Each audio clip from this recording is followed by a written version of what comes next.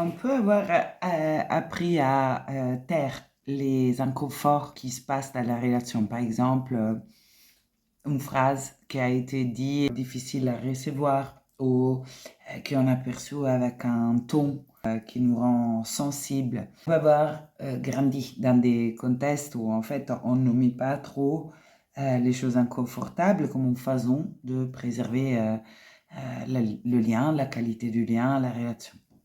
Et dans des autres cas, on peut avoir juste introjeté un modèle complètement opposé, qui c'est de ne rien faire passer. Et à chaque fois que quelque chose heurte notre sensibilité, on en discute ou alors on attaque. Je crois que de base, de tenir sous le tapis des choses qui nous touchent, qui sont sensibles, ce n'est jamais une façon de servir la relation. C'est-à-dire que si cette chose n'est pas métabolisée, c'est pas digéré, reste quand même dans le champ de l'échange et devient facilement une distance.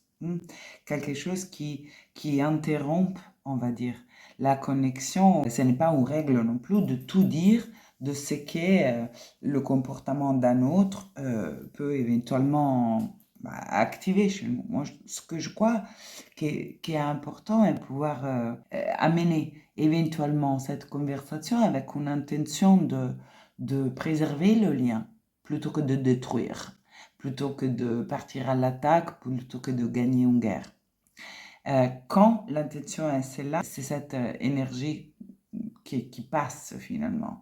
C'est-à-dire le message qui vraiment passe et qu'on tient au lien et qu'on est en train d'essayer de prendre soin du lien en dégageant éventuelles zones d'interruption de connexion, de confiance par le fait d'exprimer. Donc, ce n'est pas autant je dis ou je ne dis pas, mais est-ce que je suis en train de dire pour prendre soin du lien ou est-ce que je suis en train de dire pour avoir raison? Parce que dans ce cas, on ne peut pas s'attendre trop à un résultat différent, même si l'autre il pourrait être intimidé par une implicite menace et pourrait du coup s'excuser, etc. Au-delà de ce qui est l'apparence explicite, on va dire, il y a un implicite qui joue dans la relation et prendre soin de cela autant que de la forme des choses, il me semble essentiel si on veut chérir ce qui nous tient à cœur.